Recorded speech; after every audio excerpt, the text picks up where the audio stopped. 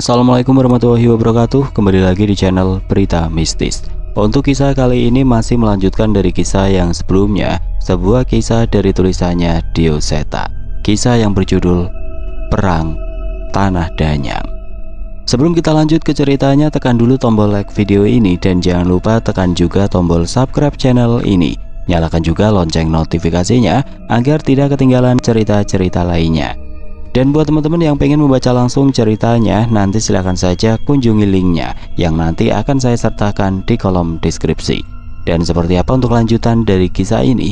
Langsung saja kita masuk ke ceritanya.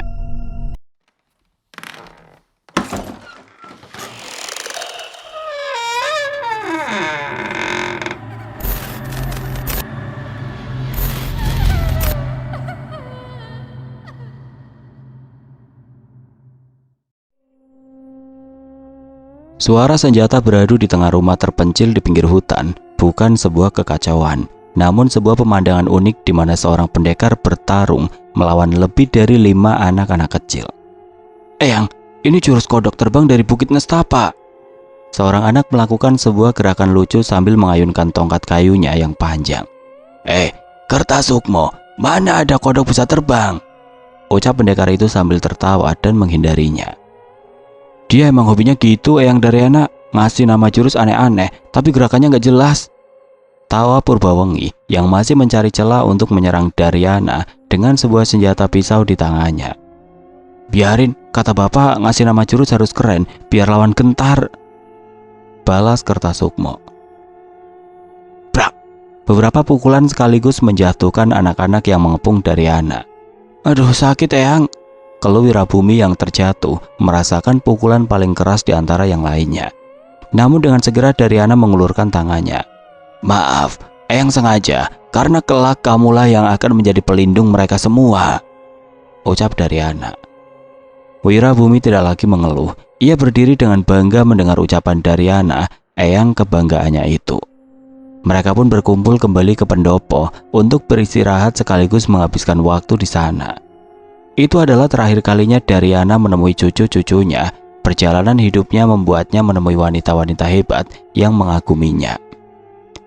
Keempat istri Daryana terpencar di berbagai daerah, dan dari mereka lahirlah orang tua dari Wirabumi, Kertasukmo, Purbawengi, dan keturunan Sambara yang lainnya. Setelah menyempurnakan ajian pemutih raga, Daryana melakukan perjalanan untuk mencari ayahnya, Widarpa Dayu Sambara.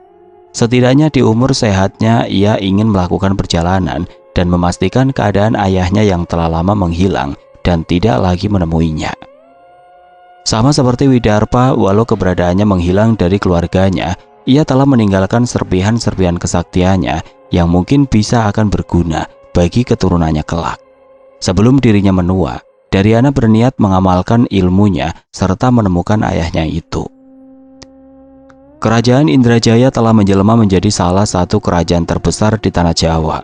Bukan karena penaklukan brutal, melainkan karena aliansi strategis yang dibangun oleh Raja Indrajaya. Setiap kerajaan di sekitarnya, baik besar maupun kecil, menghormati perjanjian yang dibuatnya. Tidak ada satupun yang berani menantang, meskipun Indrajaya tidak pernah menghunus pedang dalam deklarasi perang. Ketakutan itu berakar bukan hanya dari kekuatan diplomatiknya, tapi dari kekuatan tersembunyi yang dijaga rapat oleh sang raja. Di balik dinding-dinding istana yang megah, tersembunyi pasukan-pasukan elit yang jarang terlihat di medan perang. Pendekar-pendekar tanpa nama yang tidak pernah tercatat dalam sejarah, namun kehebatannya terkenal di seluruh negeri. Orang-orang berbisik bahwa mereka adalah pelindung bayangan, siap untuk muncul kapan saja, demi menjaga kedamaian kerajaan. Ratusan kerajaan kecil yang pernah berdiri di tanah Jawa kini telah terseleksi secara alami. Sebagian ditaklukkan oleh kekuatan yang lebih besar, sementara yang lain memilih bergabung, menyatu dalam aliansi yang mendominasi wilayah. Seiring waktu, peperangan yang dahulu menjadi rutinitas mulai mereda. Kerajaan-kerajaan telah menemukan cara untuk memenuhi kebutuhan mereka sendiri. Perdagangan meluas, kepercayaan baru masuk, mengajarkan perdamaian dan harmoni tanah Jawa berubah menjadi tempat yang damai. Namun seperti pepatah lama, tiada yang abadi di bawah langit. Kedamaian seperti segalanya hanyalah fase sementara. Ketika perdamaian bertahan terlalu lama, bencana mulai mengintai dari balik bayang-bayang. Dan itulah yang sedang terjadi. Di tengah ketenangan ini ada sesuatu yang salah. Tidak terucapkan, tapi terasa. Angin yang bertiup lembut di pagi hari terasa sedikit lebih dingin. Dan malam-malam mulai terasa lebih panjang dari biasanya. Para tetua di desa-desa terjauh dari ibu kota mulai berbicara dalam bisikan, seolah mendengar sesuatu yang orang lain tidak dapat dengar. Desas-desus kecil menyebar tentang pertanda-pertanda ganjil, sungai yang tiba-tiba mengering, hewan-hewan ternak yang menghilang tanpa jejak, dan bayang-bayang gelap yang terlihat di kejauhan. Penduduk kerajaan mungkin belum menyadari, tapi para prajurit dan pengawal kerajaan mulai memperhatikan. Mata mereka yang terlatih dapat melihat bahwa sesuatu sedang berubah. Mereka merasakan ketegangan yang mengendap di udara, sesuatu yang tidak bisa mereka jelaskan, namun jelas terasa. Raja Indrajaya meskipun tenang di permukaan juga mengetahui ini. Di malam-malam tertentu ia terlihat menghabiskan lebih banyak waktu di aula dalam berbincang dengan orang-orang kepercayaannya. Ketenangan Indrajaya kini terasa seperti ketenangan sebelum badai. Dan badai itu meski belum terlihat semakin mendekat. Suasana di aula dalam istana Indrajaya terasa pekat dengan ketegangan. Cahaya obor yang berpendar di dinding-dinding batu memberikan bayangan-bayangan gelap yang seolah menari bersama rasa cemas yang tidak terucap. Di tengah aula sosok tua dan berwibawa duduk dengan wajah serius, menunggu dengan sabar instruksi dari sang raja. Mereka semua dikumpulkan di sini atas titah Raja Indrajaya. Namun tidak ada satupun dari mereka yang benar-benar tahu apa yang sedang dipersiapkan. Saat pintu istana perlahan terbuka, suasana menjadi semakin berat. Sosok seorang pria muda dengan langkah hati-hati namun penuh percaya diri masuk ke dalam aula. Meskipun ragu sejenak, tatapan hormat para tetua tertuju padanya. Mereka tahu siapa dia. "Ananda hadir, Ayahanda." Suara pria itu terdengar penuh hormat saat ia berlutut di hadapan sang raja. Raja Indrajaya yang duduk di singgah sananya dengan postur yang semakin menua namun tetap memancarkan wibawa menatap anaknya dengan mata tajam namun penuh harapan. "Bangun, Ramajaya," ucap sang raja pelan namun tegas. "Sudah, kau sudah mengerti apa yang sedang terjadi bukan?" Ramajaya berdiri perlahan, menahan nafas sesaat. "Sudah ya, saya siap menerima perintah." Jawabnya kali ini lebih mantap, namun di balik suaranya tersirat keraguan yang samar. Raja Indrajaya menatapnya dalam, seolah mencari sesuatu dalam tatapan putranya. "Berarti kau sudah mengetahui tentang gejolak yang terjadi di luar sana, tentang kekuatan yang bergerak secara tidak kasat mata?" tanya sang raja, nadanya semakin dalam, hampir seperti bisikan misterius yang membawa beban rahasia besar. Ramajaya sedikit terdiam. "Ananda mungkin baru sedikit memahami, Ayah," jawabnya jujur. Wajahnya menegang seolah tahu bahwa apa yang akan didengarnya lebih dari sekedar hal biasa. Raja Indrajaya mendesah panjang, lalu memalingkan pandangannya ke arah para tetua yang menunggu di sekitarnya. "Sudah waktunya kau tahu, Ramajaya. Di balik kedamaian yang kita nikmati selama ini, hal-hal yang janggal dan tidak terjelaskan terus muncul. Desa-desa yang hilang dalam semalam, penemuan sisa-sisa ritual gelap dengan tumbal yang tidak bisa dijelaskan, dan bencana yang seolah muncul tanpa peringatan, membawa wabah yang membinasakan." Ramajaya menelan ludah. Ia tahu beberapa dari hal itu, tapi tidak menyadari betapa seriusnya situasi ini. "Tempat-tempat itu, mereka jauh dari pusat kerajaan, bukan?" "Benar." Raja Indrajaya mengangguk pelan. "Tempat-tempat yang tersembunyi, yang masih bergantung pada alam dari ritual kuno. Tapi itu bukan kebetulan. Ada sesuatu yang bergerak di bawah permukaan, Ramajaya. Sesuatu yang tidak bisa kita lihat, namun meresahkan mereka yang peka terhadap alam dan keseimbangannya." Ramajaya merasa jantungnya berdegup kencang. "Jadi apa yang harus kita lakukan, Ayah?" Sebelum Raja Indrajaya bisa menjawab, salah satu tetua dengan wajah penuh keriput namun mata yang masih tajam berbicara pelan namun penuh makna. Kami percaya ini bukan sekedar fenomena alam. Ada kekuatan yang lebih tua dari yang kita kira dan mereka mulai bangkit. Kita harus bersiap sebelum semuanya terlambat. Suara tetua itu seperti bayangan kelam yang menjalar ke seluruh aula, membuat suasana semakin mencekam. Rama Jaya merasakan nafasnya sedikit terputus, namun ia menahan diri untuk tidak menunjukkan ketakutan. Di aula megah Istana Indrajaya, keheningan terasa menekan. Wajah-wajah para tetua tampak tegang. Mereka menunggu keputusan besar yang akan mengubah nasib kerajaan. Raja Indrajaya dengan tubuh yang semakin menua, namun masih memancarkan wibawa, memecah keheningan dengan suaranya yang dalam. Sudah saatnya Ramajaya. Saatnya kamu menggantikan posisiku untuk memimpin kerajaan Indrajaya. Suara sang raja menggema di ruangan, penuh ketegasan. Ramajaya yang berdiri di depan ayahnya terkejut, wajahnya seketika pucat. Ananda tidak berani, ayah. Ucapnya penuh tekanan, lalu berlutut dalam-dalam. Baswara lah yang pantas menduduki tahta ini. Tambahnya dengan tegas, suaranya penuh rasa hormat dan penolakan. Para tetua di sekeliling mereka saling bertukar pandang dan menghela nafas berat. Mereka semua tahu bahwa Baswara, kakak Ramajaya, telah berjuang keras demi kerajaan ini. Prestasinya tidak terbantahkan dan banyak yang percaya dia lebih layak menjadi raja. Tiba-tiba suara keras terdengar seperti benda jatuh membentur lantai. Brak! Semua mata tertuju pada sudut aula. Tanpa melewati pintu utama, sosok Baswara muncul, berjalan dengan langkah tegap dan penuh percaya diri. Di langit-langit, beberapa ekor kera melompat turun mengikuti Baswara, seolah menandakan kehadirannya yang tidak biasa. Ini keadaan darurat, Ramajaya. Bisa-bisanya kau menolak permintaan ayahanda. Suara Baswara terdengar lantang, tajam. Ramajaya menoleh, matanya membelalak. Kau sudah ada di sini sejak tadi. Ramajaya tergagap, kaget dengan kemunculan mendadak kakaknya itu. Menyadari keberadaanku saja kau tidak mampu, sindir Baswara. Matanya menyipit dengan tatapan meremehkan. Dia berjalan mendekat, seolah memancarkan aura kekuatan yang menggetarkan. Ramajaya tertunduk, merasa kalah sebelum mulai. Itulah mengapa Mas Baswara lebih pantas memimpin kerajaan ini. Kerajaan Indrajaya butuh pemimpin yang kuat dan itulah dirimu. Tiba-tiba Baswara melempar sebutir kacang yang tepat mengenai kepala Ramajaya. Aduh, Ramajaya meringis, sementara Baswara tertawa kecil. Kerajaan ini memang pantas mendapatkan pemimpin terbaik, ucap Baswara. Suaranya dipenuhi rasa bangga. Raja yang lebih bijak dan lebih kuat daripada ayahanda. Ramajaya memandang Baswara, penuh kebingungan.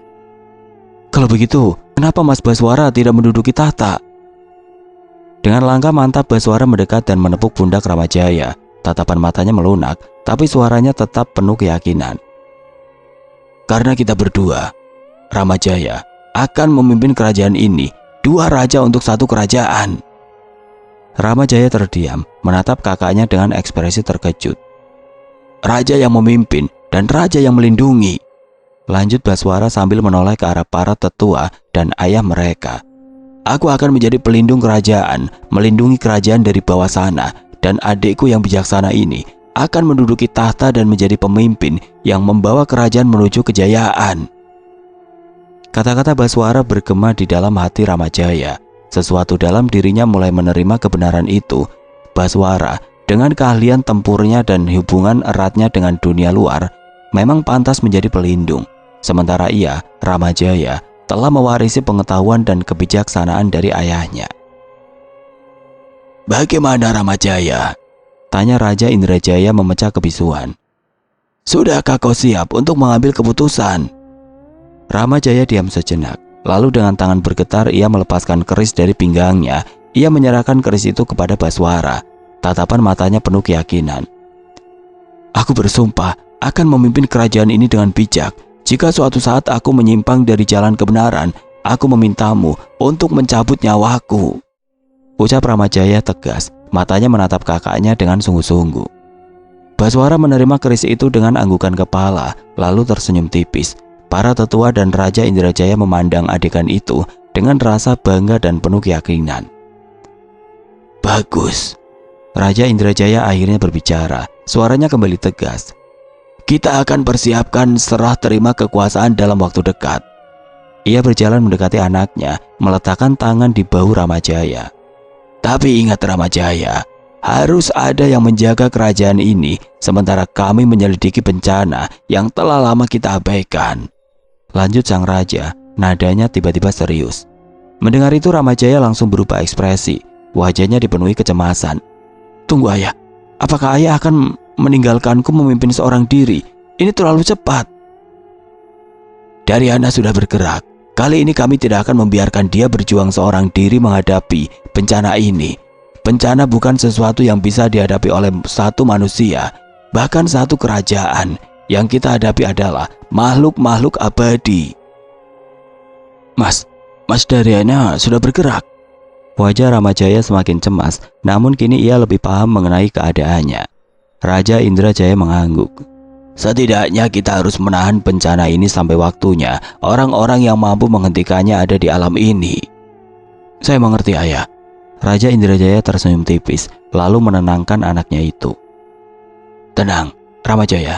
Akan ada yang mendampingimu, seseorang yang tidak kalah hebat dari kalian berdua. Ramajaya mengerutkan kening. Siapa ayah? Jika ayah sampai berkata demikian, pasti dia bukan orang biasa. Raja Indrajaya mengangguk perlahan. Dia adalah anak dari seorang raja yang memilih meninggalkan tahtanya. Pangeran dari Prabu Arya Drama Wijaya akan mendampingimu. Mendengar nama itu, seluruh kecemasan di benak Ramajaya lenyap. Wajahnya berubah dan tekadnya semakin bulat. Jika demikian ayah, saya terima kehormatan ini, ucapnya dengan keyakinan baru yang membara. Beberapa puluh tahun kemudian. Sastro, jangan main jauh-jauh ya nak, teriak ibunya dengan nada cemas. Tatapannya mengikuti langkah putranya yang dijemput oleh Jaka, teman sebayanya. Nggih bu, jawab Sastro, tangannya sibuk mengenakan sendal dengan tergesa. Sastro dan Jaka segera berlari menuju tempat yang sudah mereka rencanakan. Rasa penasaran mereka semakin memuncak. Jaka sudah membawa tas kain kecil yang terlihat berat, penuh dengan peralatan yang ia persiapkan. Jadi ke sana? Tanya Sastro dengan nada setengah ragu. Jadi, tapi ibumu bilang nggak boleh main jauh-jauh kan? Sahut Jaka nadanya menggoda. Kalau main nggak boleh, tapi kalau jalan-jalan kan boleh, jawab Sastro sambil menyeringai kecil. Jaka hanya tertawa kecil sambil menepuk pundak sahabatnya. Bisa saja kamu. Mereka berjalan ke pinggir desa, melewati ladang, lalu menuju hutan. Di sanalah saat berburu tupai, mereka menemukan jalan yang membuat jantung mereka berdebar. Sebuah candi kecil berbentuk gapura muncul di tengah-tengah ilalang, ditutupi tanaman liar, seolah terlupakan oleh waktu. Kamu yakin gak ada demit di sana? Sastro bertanya, suaranya terdengar gentar. Yakin? Enggak. Makanya kita ke sana siang-siang, pokoknya jangan takut toh. Kalau kamu takut, aku ikut takut, sahut Jaka, meski wajahnya sendiri tampak tegang. Iya, aku nggak takut. Sastro berusaha meyakinkan dirinya sendiri. Dengan tekad bulat mereka menerobos ilalang tinggi yang menyelimuti jalur itu. Semakin dalam mereka masuk, cahaya matahari seolah memudar, tertelan dedaunan rimbun yang semakin menutup di atas kepala mereka. Sungai kecil yang menderu di kejauhan terdengar semenakutkan, seperti ada sesuatu yang mengawasi mereka dari gelapnya hutan. Hati-hati Jak, ini udah makin gelap loh, Sastro memperingatkan. Tenang, aku bawa botol sama minyak tanah. Jaka menepuk tas kainnya dengan percaya diri, membuat Sastro merasa sedikit tenang. Namun jauh di lubuk hatinya, ia mulai merasa ketidakberesan. Lalu di depan mereka muncul bayangan reruntuhan. Bangunan itu setengah tersembunyi oleh akar-akar besar dan pohon liar yang membelitnya. Ada sesuatu yang tidak wajar. Ini apa? Jaka mengerutkan kening, suaranya mulai berbisik, seolah takut ada yang mendengar. Sastro melangkah lebih dekat, matanya tidak lepas dari reruntuhan yang tertutup tanaman. Ini bukan candi, ini bangunan besar, seperti keraton. Dengan hati-hati mereka menyingkirkan dedaunan dan ranting yang menghalangi. Tanaman-tanaman itu tampak seperti sengaja tumbuh untuk menutupi bangunan ini, seolah menyembunyikan sesuatu yang tidak boleh dilihat oleh siapapun. Jok, lihat ya, tanaman ini nggak tumbuh sembarangan. kata Sastro, nadanya semakin takut. Maksudmu? Jaka mendekat, matanya menyipit saat melihat akar-akar yang meliuk dengan aneh di sekitarnya. Pohon-pohon ini seperti sengaja melilit bangunan. Ini bukan tumbuh alami. Seperti ada sesuatu yang menutupi tempat ini, bisik Sastro. Matanya mulai berkeliaran, merasakan ada yang salah. Jaka terdiam sejenak, wajahnya memucat. Maksudmu bangunan ini sengaja disembunyikan? Sastro mengangguk pelan. Keringat dingin mulai membasahi punggungnya. Mungkin ini tempat keramat, tempat yang sengaja disembunyikan. Aku nggak yakin, tapi rasanya seperti itu. Seketika suara angin berdesir lembut melewati runtuhan. Namun bunyinya lebih mirip bisikan. Tanaman di sekeliling mereka mulai bergoyang, pelan, seakan ada yang menggerakkannya dari dalam tanah. Sastro dan Jaka saling pandang. Tubuh mereka membeku, mereka baru saja menginjakan kaki di tempat yang seharusnya tidak mereka temukan. Joko ragu-ragu, setengah setuju dengan analisa Sastro. Namun perasaan tidak nyaman itu tidak cukup kuat untuk menghentikan mereka. Dengan jantung berdegup kencang, mereka terus melangkah lebih dalam, hingga tiba-tiba di depan mereka di pelataran yang asing itu, berdiri sosok pria dengan pakaian lusuh, robek-robek, matanya kosong, dan tubuhnya sedikit bergetar. Itu orang kan? Bisik Joko, nadanya bergetar. Iya, aku juga lihat. Sastro sama gentarnya tubuhnya mulai berkeringat dingin. Pria itu berbalik perlahan, suaranya tiba-tiba menggema dalam keheningan hutan. Apa yang kalian lakukan di tempat ini? Pergi segera. Suara penuh amarah dan panik dari pria tua itu membuat kedua anak itu terpaku di tempat. Pergi, nyawa kalian dalam bahaya. Suaranya semakin tinggi, penuh teror, membuat bulu kuduk mereka berdiri. Tatapan pria itu menyala, seperti ada sesuatu yang sangat buruk di tempat ini. Tapi sebelum mereka sempat bereaksi lebih jauh, dem, suara dentuman keras terdengar dari dalam bumi, menggelegar seperti gempa kecil. Burung-burung berterbangan, hewan-hewan di hutan berlarian panik. Tanah di sekitar mereka mulai retak, udara tiba-tiba berubah menjadi panas menyengat. Dari tanah yang retak, api muncul mendadak. Nyala api yang membara menyembur dari bawah tanah, seolah tempat itu tersentuh oleh neraka. Joko dan Sastro mundur dengan ngeri. Kaki mereka gemetar, keringat bercucuran. Tolong, apa ini? Teriak Joko, nafasnya tercekat di tenggorokan. Lari, cepat lari. Sastro menjerit, mereka segera berlari menghindari pilar-pilar api yang muncul satu persatu di sekitar mereka. Langkah kaki mereka goyah, terhuyung, namun mata mereka tidak bisa lepas dari pemandangan mengerikan itu. Mencari pria tua tadi, mereka terkejut. Pria itu kini berdiri di atas reruntuhan tertinggi, dikelilingi oleh api yang menyala liar. Matanya tertuju pada sesuatu yang mulai muncul dari kobaran api terbesar. Itu apa? Sastro bergidik melihat sosok yang mulai terbentuk dari arang rapuh yang menyerupai tubuh manusia. Tapi tidak sepenuhnya. Ada kegelapan yang menguar darinya. Bukan setan, itu bukan setan. Joko tergagap. Lebih dari itu.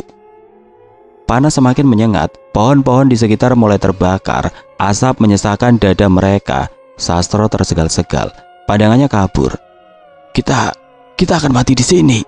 Sastro mengeluh, suaranya semakin lemah. Joko tidak menjawab. Kali ini dia benar-benar tidak tahu apa yang harus dilakukan. Namun saat mereka terpojok, tiba-tiba sebuah keris melesat menancap tepat di tengah kobaran api terbesar itu. Pria tua tadi mulai melantunkan mantra dengan suara yang berat dan penuh kekuatan. Jagat lembut, boten duwe wujud, surga loka surga kayangan, langit lan bumi nyawiji.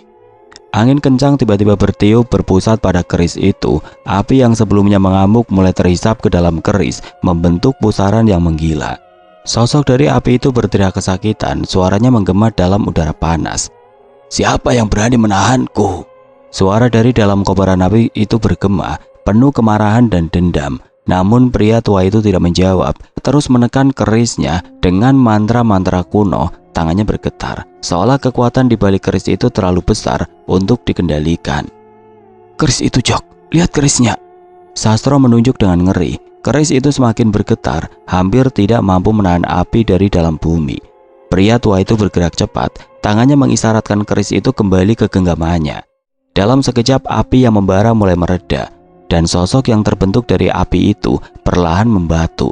Namun kekuatan jahatnya masih terasa mengerikan. Pergi secepatnya. Makhluk ini akan menghancurkan segalanya. Teriak pria itu lagi. Suaranya menggema, memerintahkan mereka menjauh. Ia menebaskan kerisnya hingga angin berhembus membukakan jalan dari api-api itu. Sudah terlambat. Aku sudah memakan mereka semua. Sosok yang membatu itu memancarkan kekuatan yang besar. Sosok pria itu terlihat gentar dan bersiap dengan kerisnya. Namun tiba-tiba suara lain muncul lebih lembut, namun penuh kekuatan. Cukup, hentikan. Aku akan menahannya. Kabut putih mulai menyelimuti runtuhan. Sulur-sulur tanaman menjalar dan melilit tubuh makhluk yang membatu itu. Dari kabut terdengar suara perempuan tegas dan berwibawa. Terima kasih, Kanjeng Ratu. Pria tua itu berbisik pelan, menundukkan kepalanya penuh hormat sebelum dia segera menghilang ke dalam kabut. Sastro dan Joko berdiri terpaku, tubuh mereka gemetar, ketakutan dan kebingungan menguasai mereka. Mereka pun berlari sekuat tenaga, meninggalkan tempat terkutuk itu. Di tengah nafas terengah-engah, Joko berbicara pelan. Suara perempuan itu. Kamu tahu siapa dia? Sastro bertanya. Eyang pernah cerita, katanya di hutan ada sosok danyang yang menjaga, makanya Eyang dan warga desa sering ke sana untuk membagi hasil panen untuk seluruh penghuni hutan sebagai rasa syukur atas segala yang kita manfaatkan dari hutan. Jadi perempuan itu, Kanjeng Ratu itu, danyang yang Eyang kamu maksud? Mungkin nanti kita tanyakan langsung sama Eyang, balas Joko. Sastro terdiam, mereka harus segera menemukan jawaban, tapi satu hal yang pasti. Mereka baru saja terlibat dalam sesuatu yang jauh lebih besar dan lebih berbahaya dari yang mereka bayangkan. Dengan rasa penasaran yang begitu menumpuk, mereka buru-buru kembali ke desa untuk mempertanyakan segala yang barusan terjadi di hutan. Dalam keadaan terengah-engah, mereka mulai mendekat ke arah desa. Tapi saat itu wajah mereka pucat seketika. Di hadapan mereka terpampang keadaan desa mereka yang sudah terbakar dengan bangunan yang hangus. Masih terlihat sisa-sisa api di antara bangunan itu. Ibu, Sastro yang khawatir dengan keadaan ibunya bergegas berlari. Bapak, Eyang. Joko pun sama. Ia tidak mampu menahan tangisnya melihat keadaan desanya sudah tidak lagi berbentuk. Tapi terlambat, desa mereka sudah hancur oleh kobaran api. Tidak ada satupun yang selamat.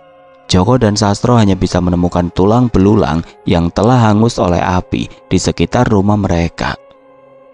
Dua anak kecil itu selamat dari bencana yang menimpa desanya, namun mereka harus menghadapi kenyataan kehilangan orang-orang tersayang yang mereka miliki. Danyang dari kobaran api itu, dia mengatakan sudah melahap semuanya, ucap Joko geram. Sastro tidak membalas ucapan itu. Ia masih tidak mampu mengendalikan rasa sedihnya. Saat ini mereka harus berjuang untuk bertahan hidup. Tidak hanya mereka. Di sisi lain pulau mulai bermunculan korban-korban dari amukan sosok-sosok yang selama ini berdiam di tanah Jawa. Sosok yang seharusnya menjadi bagian dari alam namun merasa pantas menguasainya. Sesuatu telah memancing amarah penguasa gaib di tanah ini. Bencana itu tiba tanpa ampun. Api melahap seluruh desa, menyisakan hanya abu dan kepulan asap hitam yang membumbung ke langit. Suara tangisan dan jeritan tertelan oleh kobaran api yang mengerikan. Kini hanya tinggal menghitung waktu sampai Prabu Agni Jagatbara, penguasa api yang telah lama tertidur, bangkit dari kedalamannya dan menciptakan kekacauan yang lebih mengerikan. Brak! Sebuah meja kayu di tengah ruangan pecah di tangan Wirabumi.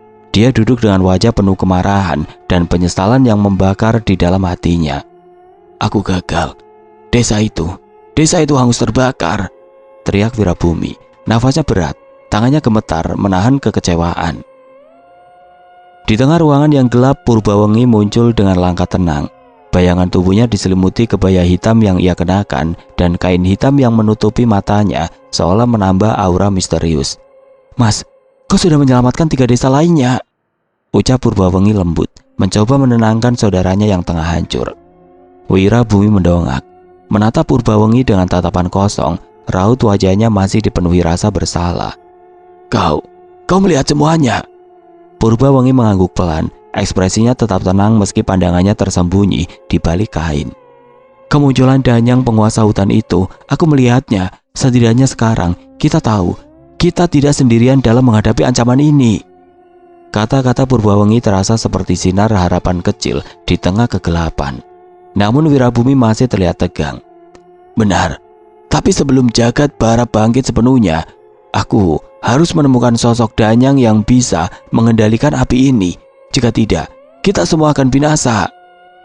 Wirabumi menatap keris di tangannya, keris yang telah menyerap sebagian kekuatan Prabu Agni Jagadbara. Namun dia tahu, kekuatan itu bisa saja meledak kapan saja jika tidak segera dikendalikan. Dari arah dapur, Kertasukmo muncul dengan wajah muram, membawa beberapa gelas jamu. "Diminum dulu, Mas," ucapnya dengan lembut, mencoba menenangkan suasana yang semakin mencekam. Mereka bertiga duduk di meja yang baru saja dirusak. Sesaat keheningan menyelimuti mereka, jamu yang dibawa Kertasukmo mulai diminum, meskipun sedikit, memberikan kelegaan di tengah kepanikan. Namun ketegangan itu tidak hilang sepenuhnya. Kertasukmo memandang Purbawengi dengan cemas, lalu bertanya dengan nada khawatir. "Semeru, apa penglihatanmu tentang Mahameru itu benar? Apakah ini saatnya?" Purbawengi terdiam sejenak, seolah menimbang apa yang harus dia katakan. Lalu dengan suara pelan namun tegas, ia menjawab, "Penglihatan itu masih terus datang, Mas. Mahameru, di sanalah awal semuanya."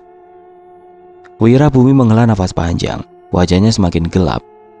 "Sambara yang lain sudah bergerak mencari sekutu di wilayah barat.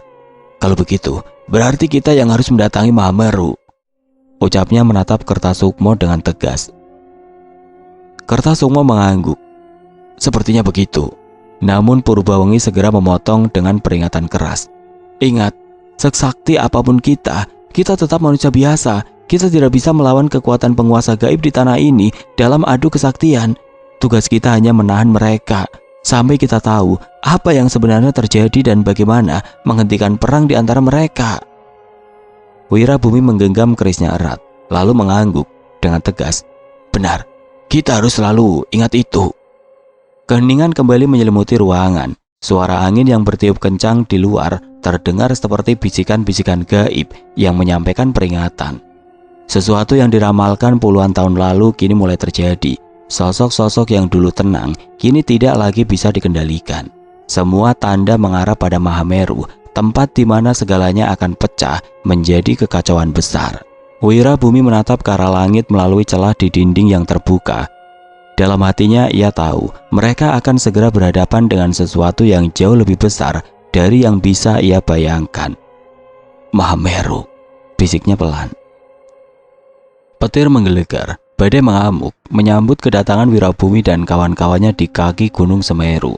Angin menderu, membawa hawa dingin yang menusuk tulang, seolah memperingatkan bencana yang semakin tidak terbendung. "Kita terlambat," bisik Wirabumi, suaranya serak dipenuhi keputusasaan. Di hadapan mereka terbentang pemandangan mengerikan, sebuah desa yang sudah luluh lantak, bangunan-bangunan hanya tersisa puing. Tidak ada satupun manusia yang tampak, desa itu mati, tidak tersisa kehidupan. Purbawengi, meskipun matanya tertutup kain, merasakan kehancuran yang menyelimuti tempat itu. "Belum tentu, Mas. Tidak ada satu orang pun di sini. Mungkin mereka berhasil menyelamatkan diri," ucapnya, mencoba meredakan kekhawatiran. Wirabumi diam, tapi pandangannya tetap suram. "Semoga saja," gumam Kertasukmo, melangkah maju dengan hati-hati, matanya waspada. Di depan mereka Ranukumbolo yang biasanya tenang kini terlihat mencekam. Badai mengamuk, menghancurkan vegetasi, sementara kilatan petir terus menyambar tanpa henti, seolah langit dan bumi berperang. Krak! Tiba-tiba suara retakan besar terdengar diiringi kilat yang membelai langit. Tanah di depan mereka terbuka, menciptakan celah besar. Retakan itu bukan retakan biasa. Batas antara dunia manusia dan alam gaib tergeser dengan kekuatan yang tidak terbayangkan. Itu... Kertasukmo tertegun, matanya menatap celah yang penuh dengan sosok-sosok mengerikan. Di dalamnya, dua entitas raksasa tampak bertarung dengan kekuatan dahsyat, memuntahkan api dan petir. Namun saat mereka mendekati retakan itu, sebuah tombak tiba-tiba melesat dari kabut tebal, menghentikan langkah mereka. Dari balik kabut hitam pekat, sekelompok manusia muncul dengan wajah dingin. Mereka berjalan dengan percaya diri, dipimpin oleh seorang perempuan berkarisma yang mengenakan pakaian megah. "Jangan ikut campur, kekuatan ini milik kami," teriak perempuan itu. Suaranya lantang memotong suara badai. Wirabumi dan Kertasukma memandang dengan kaget. "Apa maksud kalian? Ini kehancuran!" Kertasukma berteriak, wajahnya penuh amarah. Namun kelompok itu tidak peduli. Seorang pelayan perempuan membawa kendi yang dibungkus jimat merah darah. Saat kendi itu dibuka, kekuatan dari celah gaib itu mulai mengalir deras. Diserap ke dalam kendi dengan kilauan merah kehitaman. "Darah para danyang adalah berkah kami," kata perempuan itu dingin. "Kami telah berkorban banyak untuk ini. Lebih baik kalian tidak ikut campur."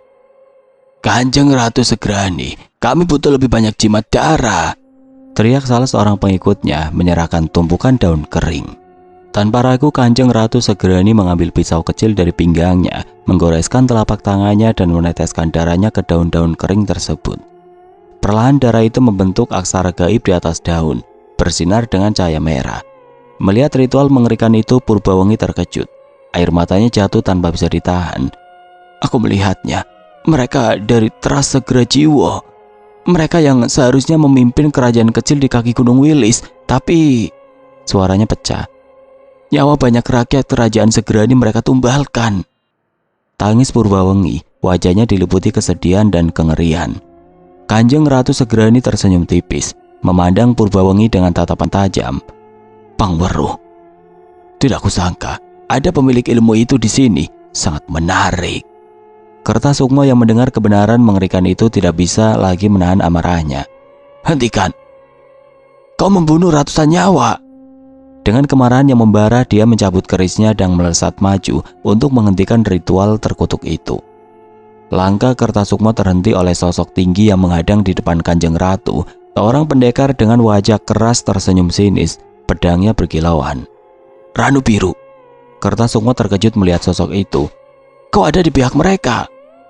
Ranu Biru tertawa keras, suaranya menggema di tengah badai. "Aku selalu berdiri di pihak yang menang. Darah para makhluk gaib itu akan membangkitkan kekuatanku." Dengan satu gerakan cepat, Ranu Biru mencabut pedangnya. Angin kencang tiba-tiba berpusar di sekelilingnya, membentuk badai kecil yang berpusat pada dirinya. "Hanya dari hadapan ratuku," teriak Ranu Biru. Dalam sekejap, dengan satu tebasan pedangnya, angin menerjang keras, melempar Wirabumi, Kertasukma, dan Purbawangi jauh dari tempat mereka berdiri. Tubuh mereka terhempas, jatuh berguling di tanah yang basah. Sial! Wirabumi bangkit. Tubuhnya bergetar oleh kekuatan Ranu Biru. Dengan cepat dia mencabut kerisnya. "Kertasukma, kita tidak bisa menahan diri lagi. Kita harus menghentikan mereka." Kertasukma mengangguk tegas, meskipun darah mengucur dari sudut bibirnya. "Aku sudah siap." Mereka berdua maju, menghunus keris mereka, siap bertarung mati-matian melawan Ranu Biru dan para pendekar Segrajiwo. Dalam kilatan petir yang terus menyambar, dua keris menari melawan 4 pedang, memecah badai dan menantang kekuatan gaib yang jauh di luar batas manusia. "Dalam 3 jurus, tusukan di bahu kanan," gumam Purbawangi lirih. Matanya tertuju pada pertarungan di depan. Wirabumi mengangguk singkat. Tidak perlu bertanya lagi, ia tahu maksud saudarinya. Dengan gerakan cepat, tepat setelah 3 jurus, kerisnya berayun menuju bahu musuh. Cak! Darah segar menyembur dari pendekar yang terhuyung mundur, terkejut oleh serangan yang tidak terduga. "Satu lompatan ke belakang, tendang sekuat tenaga ke arah timur," lanjut Purbawangi. Suaranya semakin tegang. Kertasukma merespon dengan cepat. Tendangannya menghantam udara seakan tanpa arah, tetapi tepat mengenai Ranu Biru yang terpental jauh ke belakang. "Sial!" Ranu Biru bangkit dengan tatapan geram. "Kalian akan menyesal." Pedangnya menggetarkan udara saat ia menghimpun kekuatan terkutuknya. Wirabumi tahu ini bukan kekuatan manusia biasa. Sebelum Ranu Biru sempat menyerang lagi, Wirabumi melesat ke arahnya, menahan tangan yang akan mengayunkan pedang. "Kekuatan ini tidak layak untukmu, Ranu Biru. Kau dulu adalah pendekar hebat," seru Wirabumi. Sebelum menghantam dada Ranu Biru dengan kekuatan tenaga dalam yang luar biasa. Dak! Ranu Biru terlempar jauh, darah mengalir dari mulutnya. Tapi sesuatu yang lebih mengerikan mengganggu perhatian mereka. Udara berubah, Tekanan berat menggantung di sekeliling mereka. Dari arah celah gaib itu, sosok Kanjeng Ratu Senggerani muncul. Marah dengan api kemarahan yang meluap. Tubuhnya dililit oleh sosok ular raksasa dengan mata merah yang menyala penuh ancaman. "Hati-hati, dia bersekutu dengan salah satu danyang," teriak Purbawengi. Asap hitam mengepul di udara, melesat menuju Wirabumi dan Kertasukma. Purbawengi panik. Asap itu berisi kutukan mematikan. Kertasukma segera membaca ajian pelindung, namun sia-sia. Kekuatan asap itu terlalu besar. "Mundur, Mas Wirabumi!" seru Kertasukma. Namun Wirabumi tidak gentar. Wirabumi justru maju mendekati asap kutukan itu. Tangannya menggenggam keris yang mulai memancarkan api. "Semoga ini cukup," desa Wirabumi sebelum membaca mantra. Api yang menyala dari kerisnya melawan kekuatan asap hitam itu, membakar setiap partikel yang mendekat. Api yang begitu panas hingga membara, melahap asap kutukan tersebut. Wajah Kanjeng Ratu Senggerani menegang. Ia terkujut, namun tidak menyerah. "Api, api jagat bara!" teriaknya penuh kemarahan. Sosok ular di tubuhnya mendesis, dan Kanjeng Ratu Senggerani melawan api dengan kekuatannya sendiri. Tapi serangan brutal dari api itu melukai wajahnya. Darah hitam mengalir di pipinya. "Kurang ajar, kau bersekutu dengan jagat bara!" seru Kanjeng Ratu marah. Wirabumi tetap diam, menyembunyikan kebenaran bahwa kekuatan api itu bukanlah miliknya sepenuhnya. Ia hanya memiliki sedikit dari kekuatan jagat bara. "Mas, kita harus mundur," bisik Purbawengi, mendesak dengan wajah tegang. "Tidak," bantah Kertasukma. "Celah itu, kita tidak bisa membiarkannya terbuka begitu saja." "Lihatlah." Purbawengi menunjuk ke arah celah retakan. Perlahan tapi pasti, celah itu mulai menutup. Ada sesuatu di dalamnya yang berusaha menghentikan kehancuran itu. Wirabumi dan Kertasukma terdiam, mencoba memahami apa yang terjadi. Siapa atau apa yang ada di dalam celah itu? "Kita bukan satu-satunya yang melawan," jelas Purbawengi. "Ada sesuatu di dalam sana, sesuatu yang lebih besar dari kita." Namun Kanjeng Ratu Senggerani juga menyadari celah yang mulai menutup itu. "Kumpulkan darah dari celah itu, jangan biarkan mereka lolos," teriaknya pada pengikut-pengikutnya. Saat para pendekar pengikut Kanjeng Ratu Senggerani mengejar Wirabumi dan saudara-saudaranya, tiba-tiba, ses! Sebuah tombak berkilauan melesat dari dalam celah, mengirimkan petir yang menyambar para pendekar. Tombak itu menancap di pohon tepat di hadapan Kertasukma. Mereka bertiga berhenti, terkejut oleh kemunculan tombak itu. "Ini, aku mengenal tombak ini," seru Kertasukma dengan mata terbelalak. "Tidak salah lagi, ini tombak kerajaan Indrajaya," sahut Purbawengi, suaranya penuh kepastian. "Benar, ini milik Panglima Brasma." Senyuman kecil muncul di bibir Wirabumi saat melihat tombak itu. Oke teman-teman, sampai di sini dulu ceritanya. Nantikan kelanjutan kisah ini di video berikutnya. Agar tidak ketinggalan, klik tombol subscribe channel ini dan nyalakan lonceng notifikasinya. Wassalamualaikum warahmatullahi wabarakatuh.